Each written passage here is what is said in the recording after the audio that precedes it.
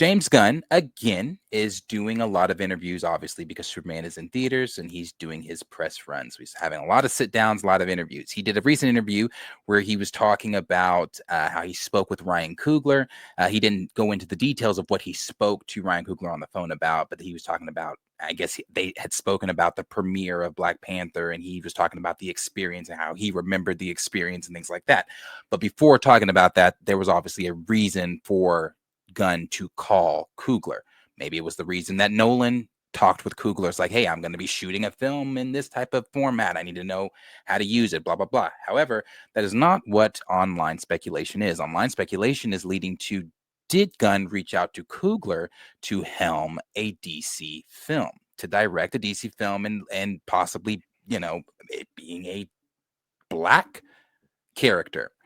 A lot of people have had a lot of different opinions about that. But before we get into that, we will go ahead and listen to exactly what James Gunn said there. If you push that arrow, it should go to him.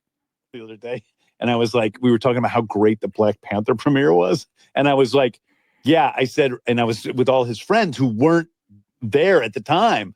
And I said, yeah, I know this isn't the way it happened, but the way in my memory it happened was that people were so happy that they were literally doing, somersaults and flipping around in the aisle. Sure. That's really what I remember. That's not true. Wow. Yeah. It's like I remember the vibe, and then I remember I visually turn it into something else. And so, totally aside, I was talking to Ryan Coogler the other day, and I was like, we were talking about how great the Black Panther premiere was. Should I go to the next arrow?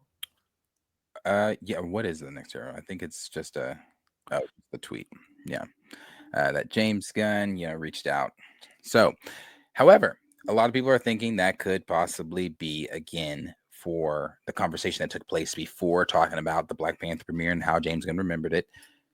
Hey, Ryan, I've got this icon project. Hey, Ryan, we've got some complexities over here with static, but once we're done with it, or hey, Ryan, we've got a rocket project we're doing. Would you be interested? Anything. So I know we like to throw stones and tomatoes at Coogler for what he did in his decision. Who, me? No, not me.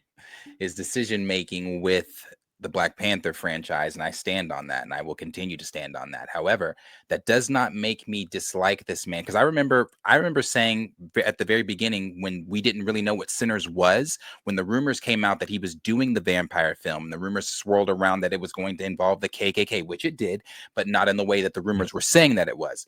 Well, I remember saying that I was excited for the Sinners film. I was like, hey, this sounds exciting. This sounds good. And some people were like, no, it's Coogler. We're banned. I'm not one that is upset with Coogler outside the Black Panther franchise. Now, when it comes to Black Panther, I want him to fuck off. When it comes to something else, that's fine. If he can pick up something else and I can really enjoy it, everyone seems to really enjoy Sinners. People saw it 6, 7, 8, 9, 10 times. People were defending it to their last day, dying will on Twitter.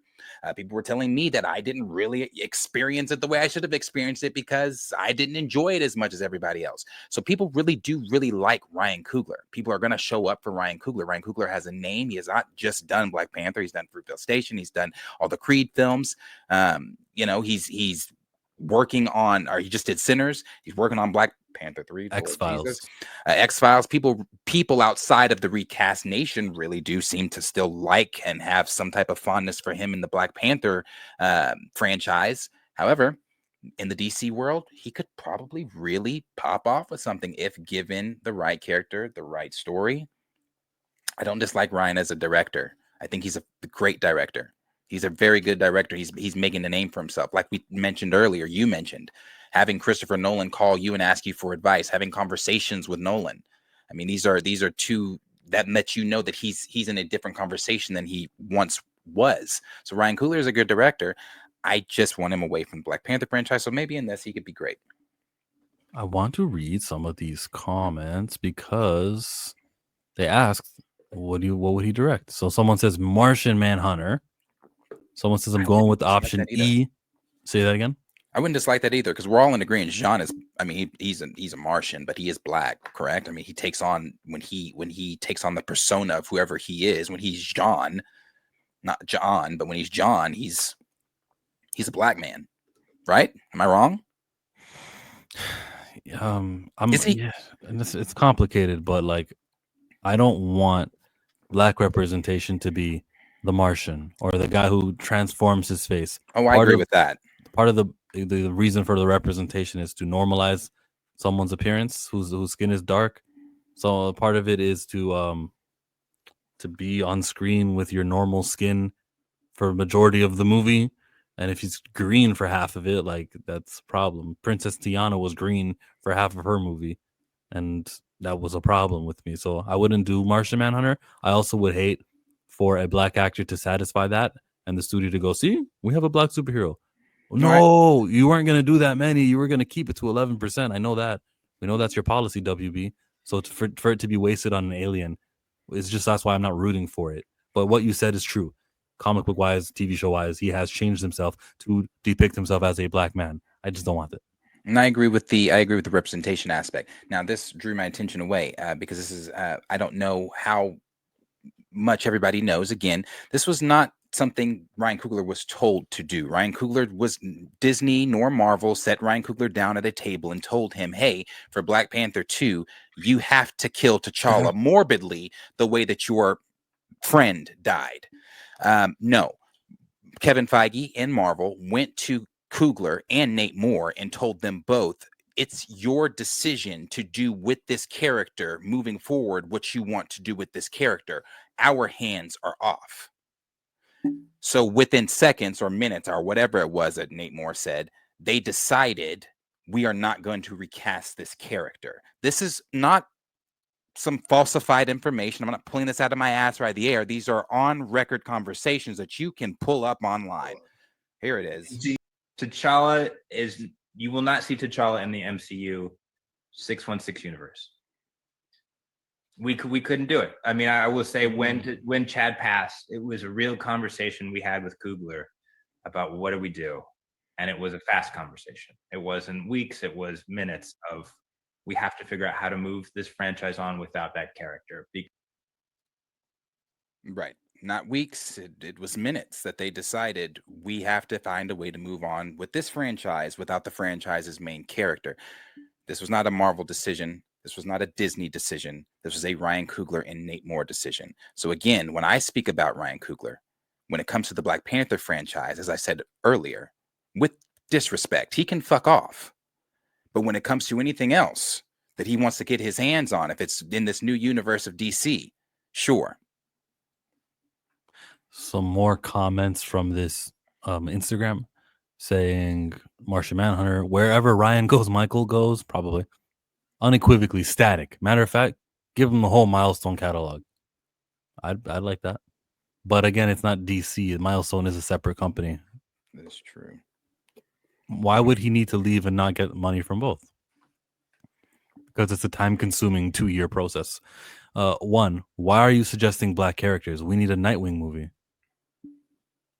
Static Shock, without a doubt. James Gunn was collecting Somebody money. said, why are you suggesting black characters? Yeah, that was from Moxie Black Fiddle. I mean, I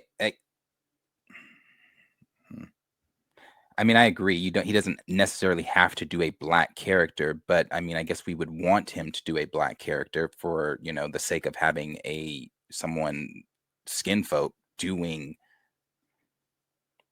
a black character. But I agree, he doesn't have to be pigeonholed to a black character. What's stopping him from doing a white character? Yeah, I'm sure that's happening in X-Files. James Gunn was collecting money from both companies, Guardians and Suicide Squad, so Ryan can too. Yep. I don't see any other suggestions of characters. They need to let Ryan be in charge of making movies for the Dakotaverse characters. And then 4 replies. What is the Dakotaverse? It's the name of the universe of Milestone characters. Oh, that was helpful. Usually people get in fights. Somebody at the top said, what do you mean leave? He's not under contract. He's definitely under contract. For the 3rd Black Panther, yeah. Yeah. And then, yeah, even if he's not under contract, if he's not doing Marvel anymore, he is leaving. You can use it that way. Yeah. So like I said, I'm not against him doing anything over at DC. I'm sure James Gunn is reaching out to people that he feels are talented and that can help elevate his universe. And we saw what the first Black Panther film was. We saw the phenomenon that it was. So who's to say that you can't? Again, we saw the phenomenon even with Mr. Terrific, and that was just in a cameo role. So imagine a film catered to a Black hero. Once again, you have I talked about it so much during the run toward Wakanda Forever, and even after Wakanda Forever. It's the power of the Black dollar. Is that so underestimated in situations when there is something that the Black community really wants to show up and show out for, especially when it's supporting something of our own that we really want to see thrive. The Black dollar is going to show up every time. That's where you got that $1.3 billion from the Black Panther film. I thought you were gonna go with Sinners. And Sinners as well. That's another example.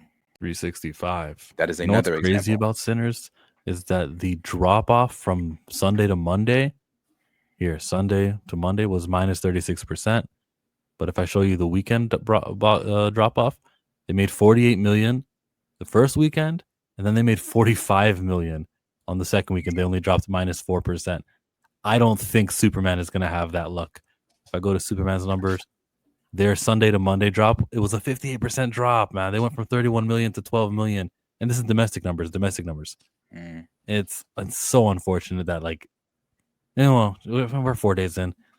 Maybe, there'll be an unprecedented huge Tuesday, Wednesday, Thursday, and Friday, and it'll be fine. But this thing is underperforming my expectations. It'll probably break even and make profit. Yes, the sales of the toys will be fine, but I'm looking at 232 and I'm like, damn, it should be more than that.